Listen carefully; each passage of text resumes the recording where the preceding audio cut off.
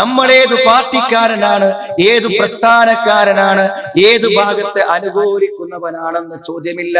ഖബറിലെ ചോദ്യം വമാ ഇമാമുക, നിന്റെ ഇമാമാരാണെന്നാണ്. സുഹൃത്തുക്കളെ, ഇമാമാരാണെന്ന് ചോദിക്കുമ്പോൾ ഖുർആനു ഇമാമി, എന്റെ മുന്നിൽ നടന്നത് ഖുർആനാണ്.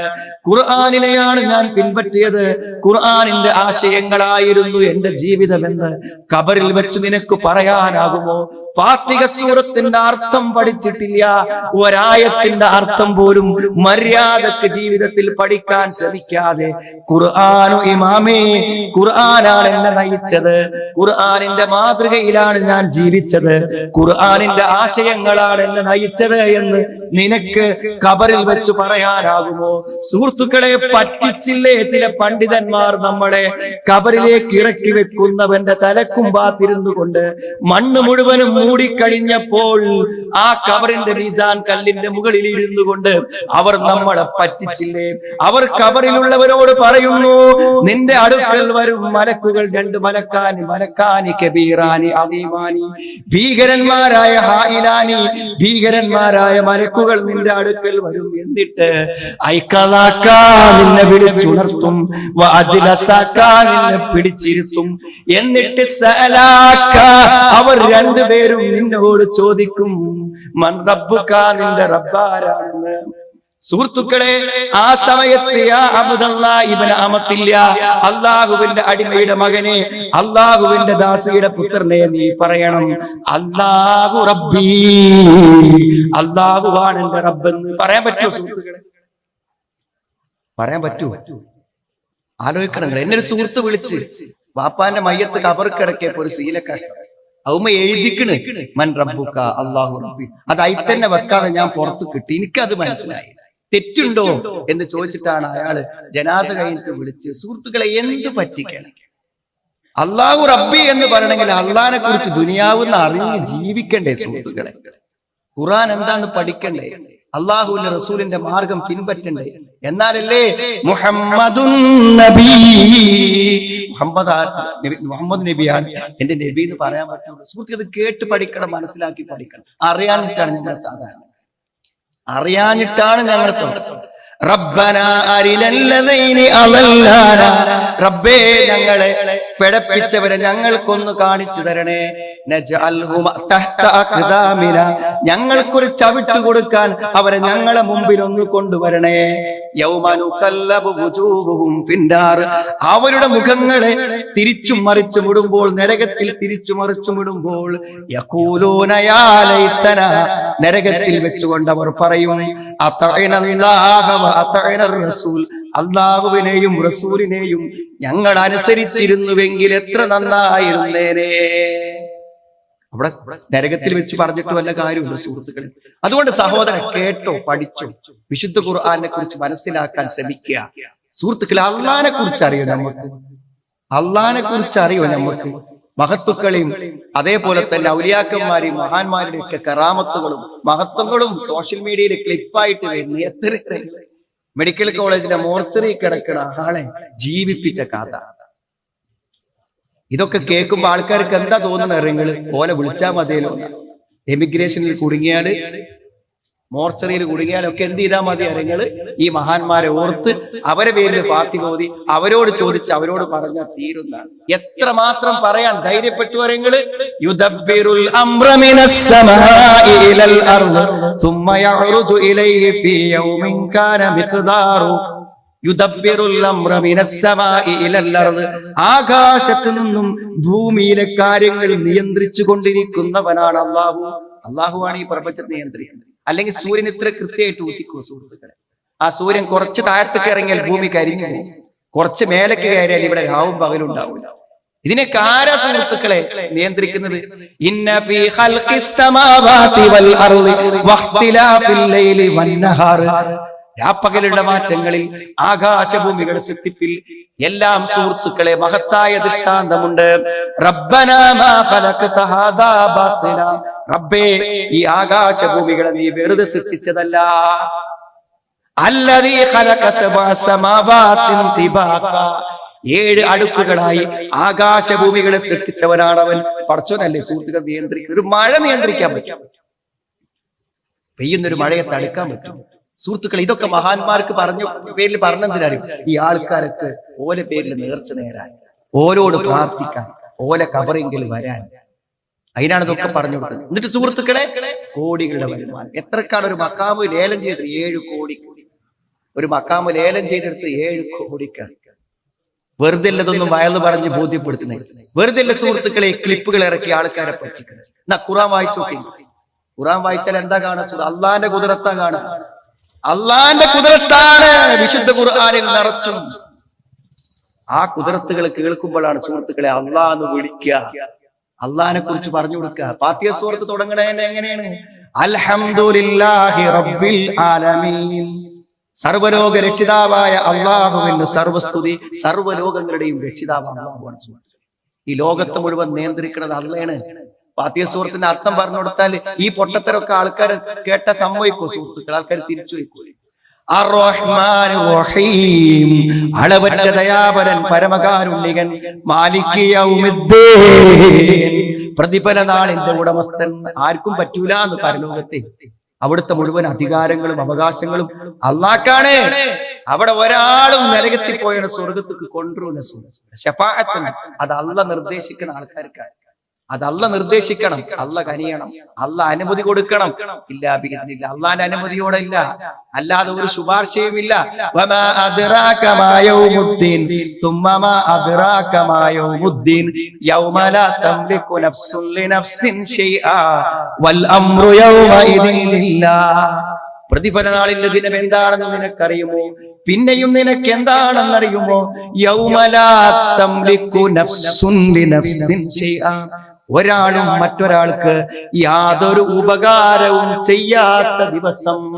വൽ അംറു യൗമഇദിൻ ലില്ലാഹ്, അന്നത്തെ എല്ലാ അധികാരങ്ങളും അല്ലാഹുവിനാകുന്നു. സുഹൃത്തുക്കളെ, ആ അള്ളാനെ പേടിച്ചോളൂ, ആ അള്ളാനെ മനസ്സിലാക്കിക്കോളൂ. അള്ളാഹ് ആരാ സുഹൃത്തുക്കളെ? കടലിൽ വീണിട്ട്, കടലിൽ വീണാൽ തന്നെ രക്ഷപ്പെടുന്നു പിന്നെ വിചാരം. കടലിൽ വീണു എന്നല്ല, മത്സ്യം വിഴുങ്ങി, മത്സ്യത്തിന്റെ അകറ്റായി. രാത്രിയുടെ ഇരുട്ട്, കടലിന്റെ ഇരുട്ട്, മത്സ്യത്തിന്റെ വയറ്റിന്റെ ഇരുട്ട്. പക്ഷേ സുഹൃത്തുക്കളെ, അവിടെ വിളിച്ചാലും കരക്കെത്തിക്കാൻ അള്ളാഹുവിന് പറ്റുമെന്ന് യൂനുസ് നബി അലൈഹിസ്സലാമിന് അറിയാം. വനാദാ ഫിൽ ദുലുമാതി അല്ലാ ഇലാഹ ഇല്ലാ അൻത സുബ്ഹാനക ഇന്നി കുൻതു മിനദ് ദാലിമീൻ. ഇരുട്ടുകളിൽ വെച്ചുകൊണ്ട് യൂനുസ് നബി അലൈഹിസ്സലാം വിളിച്ചു, ലാ ഇലാഹ ഇല്ലാ അൻത സുബ്ഹാനക, അല്ലാഹുവേ നീയല്ലാതെ ആരാധ്യനില്ല, നീ മഹാപരിശുദ്ധൻ. ഇന്നി കുൻതു മിനദ് ദാലിമീൻ, ഞാൻ അക്രമികളിൽ പെട്ടവനായി തീർന്നിരിക്കുന്നു. മത്സ്യം കരക്ക് വന്നു, പുറത്തേക്ക് വന്നു, ഒരു കുഴപ്പമില്ലാതെ ജീവനോടുകൂടെ പുറത്തേക്ക് വരികയാണ്. എന്തിനാ സുഹൃത്തുക്കൾ ഇത് പറഞ്ഞിരുന്നത്? അപകടത്തിൽപ്പെട്ട അള്ളാനെ വിളിച്ചാൽ മതി എന്ന് പറയാനാണ്. ഇത് ക്ലിപ്പാക്കി വിടുന്നുണ്ടോ ഈ ആയത്താരെങ്കിലും? വിടുന്നില്ലല്ലോ സുഹൃത്തുക്കളെ. അതിന്റെ വരുമാനം ഞമ്മക്ക് കിട്ടൂല. പോലെ കൈ അള്ളാന്റെ അടുത്തേക്ക് ഉയരും.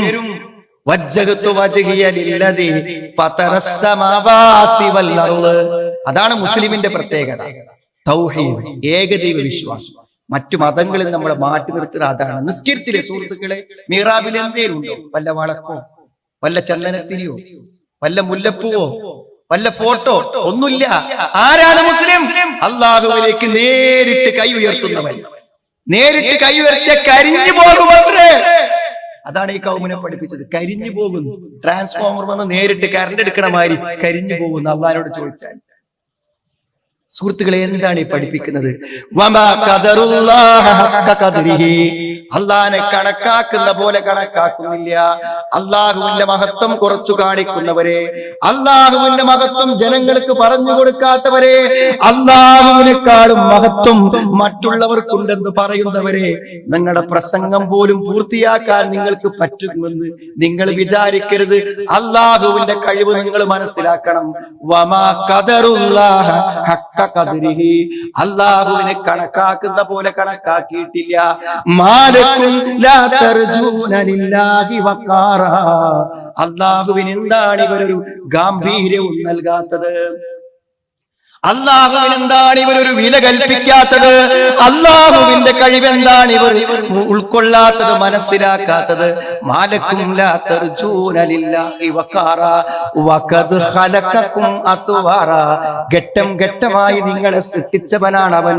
ഗർഭപാത്രത്തിൽ ആരും കാവലില്ലാതെ, ആരും നോക്കാതെ, വാപ്പയും ഉമ്മയും ഇടപെടാതെ ഒരു ഇന്ദ്രിയത്തുള്ളി ഭ്രൂണമായി സുഹൃത്തുക്കളെ 9 മാസവും ഏതാനും ദിവസവും ഓക്സിജൻ കിട്ടി, ഭക്ഷണം കിട്ടി, ജീവൻ കിട്ടി വളർന്നു വന്നതിന്റെ പിന്നിൽ അള്ളാഹുവല്ലേ? ആ അള്ളാഹുവിനെ എന്താണ് അവർ മനസ്സിലാക്കാത്തത്? അള്ളാഹുവിന്റെ വില എന്താണ് അവർ ഉൾക്കൊള്ളാത്തത്? മാലക്കും ലാ തർജൂന ലില്ലാഹി വഖാറ വഖദ് ഖലഖകും അത്വാറ അലം തറൗ കൈഫ ഖലഖല്ലാഹു സബ്അ സമാവാതിൻ തിബാക. 7 ആകാശങ്ങളെ അടുക്കടുക്കുകളായി സൃഷ്ടിച്ച ആ അല്ലാഹുവിന്റെ മഹത്വം അവർ കാണുന്നില്ലേ? അവർ മനസ്സിലാക്കുന്നില്ലേ? സുഹൃത്തുക്കളെ, രോഗം വന്നാൽ ആരോടാ പറയേണ്ടത്? അള്ളാഹിനോട് നേരിട്ട് പറയാൻ പറ്റും. നേരിട്ട് പറയാൻ പറ്റും സുഹൃത്തുക്കളെ. അല്ലാഹുമ്മ റബ്ബന്നാസ് അദ്ഹിബിൽ ബഅസ് ഇശ്ഫി അൻത ശാഫി ലാ ശിഫാഅ ഇല്ലാ ശിഫാഉ ശിഫാഅൻ ലാ യുഗാദിറു സഖമൻ വലാ അലമാ. രോഗം വന്നപ്പോഴുള്ള പ്രാർത്ഥന നബി സ്വല്ലല്ലാഹു അലൈഹി വസല്ലം പറഞ്ഞത് സുഹൃത്തുക്കളെ, സുന്നത്തുക്ക് മടങ്ങേണ്ടത് പറഞ്ഞില്ലേ? സുന്നത്തുക്ക് മടങ്ങി, ഖുർആനിക്ക് മടങ്ങി. എന്താ പ്രാർത്ഥിക്കേണ്ടത്? അല്ലാഹുമ്മ റബ്ബന്നാസ്, അല്ലാഹുവേ ജനങ്ങളുടെ രക്ഷിതാവേ, അദ്ഹിബിൽ ബഅസ്, രോഗത്തെ ബുദ്ധിമുട്ടിനെ നീ നീക്കി തരണം. ഇശ്ഫി, നീ സുഖപ്പെടുത്തണം. അൻത ശാഫി, നീയാണ് സുഖപ്പെടുത്തുന്നവൻ. ലാ ശിഫാഅ ഇല്ലാ ശിഫാഉക, നിന്റെ ശമനമല്ലാതെ മറ്റൊരു ശമനമില്ല. നീ മാറ്റാത്ത അസുഖം മാറ്റിത്തരാൻ ഒരാളില്ല. വഇദാ മരിൽതു ഫഹുവ യശ്ഫീൻ വഇദാ മരിൽതു ഫഹുവ യശ്ഫീൻ, എനിക്ക് രോഗം വന്നാൽ അവൻ സുഖപ്പെടുത്തും. സുഹൃത്തുക്കളെ, അള്ളാന്റെ കുദറത്ത് കേട്ടോളിയും. അയ്യൂബ് നബിനെ കേട്ടിട്ടില്ല? അയ്യൂബ് നബി അലൈഹിസ്സലാം രോഗം വന്നു എന്നല്ല സുഹൃത്തുക്കളെ, കണ്ടാ മനസ്സിലാകാത്ത രൂപത്തിൽ തൊലിപ്പുറങ്ങൾ മാറി. എത്ര ഭയാനകമായ അവസ്ഥ! പക്ഷെ സുഹൃത്തുക്കളെ, നിരാശപ്പെട്ടില്ല. ഒരന്ധവിശ്വാസത്തിന്റെ കേന്ദ്രത്തിലും പോയില്ല, ഒരു മാറ്റുമാരോടോ നടത്തിയില്ല. എന്തിനാ സുഹൃത്തുക്കളെ? നമുക്ക് എല്ലാത്തിനും കഴിയുന്ന പടച്ചോണ്ടെങ്കിൽ ആ പടച്ചോൻ പോലെ. ഞാൻ ചോദിക്കട്ടെ സുഹൃത്തുക്കളെ, പടച്ചോൻ തീരുമാനിക്കാണ് ഓൻ്റെത് മാറണ്ട, എന്നാ പിന്നെ ആരെങ്കിലും ഇത് മാറ്റും? ഓൻ എന്ത് മുസ്ലിമാ? അങ്ങനെ മനസ്സിലുണ്ടെങ്കിൽ പടച്ചോൻ മാറ്റൂലാൻ തീരുമാനിച്ചത് മാറ്റിത്തരാൻ ഒരാളുണ്ടെന്ന് വിശ്വസിച്ചപ്പോയില്ലേ സുഹൃത്തുക്കളെ ഇസ്ലാം എന്ന് പുറത്ത്?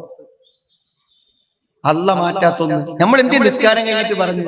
അല്ലാഹുമ്മ ലാ മാനി അലിമാ അഅതൈത് വലാ മുഅതി ലിമാ മനഅത് വലാ റദ്ദ ലിമാ ഖളൈത്. അല്ലാഹുവേ, നീ തന്നത് തടുക്കാൻ ഒരാളുമില്ല, നീ തരാത്തത് വാങ്ങിത്തരാനും ഒരാളുമില്ല.